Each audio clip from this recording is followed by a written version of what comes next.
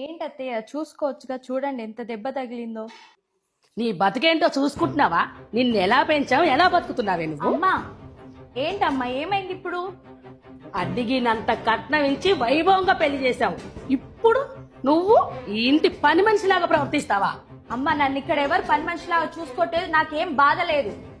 బాధ నీకెందుకుంటది, నీ అత్తగారికి ఎందుకుంటది? నిన్నిలా చూస్తున్నందుకు మాకు పరువు పోతుందని బాధగా ఉంటది. అసలు ఎందుకు వచ్చా చెప్పమ్మా, నీ బాధ ఏంది అసలు?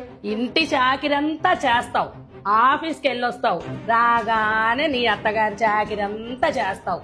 కావాలంటే డబ్బులు ఇచ్చి పడేస్తావు. ఒక ఇల్లు కొనుక్కొని వేరే ఉండొచ్చుగా. ఆమెకి నువ్వు చేసి పెడుతుంటే కమ్మగా తినుకుంటూ కూర్చుంది. ఆమెకంటే ఎట్లా లేదు, నీకన్నా ఉండాలిగా బుద్ధి. అమ్మా, మా అత్తగారి గురించి కానీ ఇంటి గురించి కానీ ఇంకోసారి తప్పుగా మాట్లాడవనుకో, తల్లివని కూడా చూడని, ఏం చేస్తానో నాకే తెలియదు. మా అత్తగారు ఖాళీగా కూర్చొని తింటున్నట్టు కనిపిస్తుందా నీ కళ్ళకి? ఈ రోజు ఈ ఇల్లు ఇంత సంతోషంగా ఉందంటే మా అత్తే కారణం. కొడుకుల్ని బంగారంలా పెంచింది, కోడళ్ళని కూతురులా చూసుకుంటుంది. ఈ రోజు వరకు పల్లెత్తి ఒక మాట కూడా అనలేదు అత్తనని. అత్తగారింట్లో నా పని నేను చేసుకుంటుంటే పని మనిషిని అయిపోతానా? మీ ఇంట్లో ఎప్పుడు నేను వంట చేయలేదా? వేడివేడిగా నీకు నాన్నకి వండి పెట్టలేదా? మా చిన్నప్పుడు నీ అత్త మామల దగ్గర కూడా మమ్మల్ని దూరం చేశావు.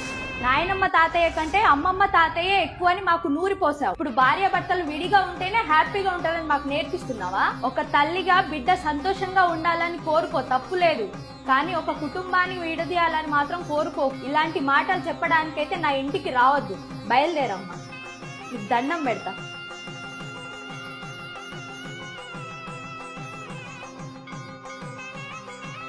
రామాయణం రాముని వైపు నుండి చూస్తే సీత గీత దాటడం తప్పనిపిస్తుంది.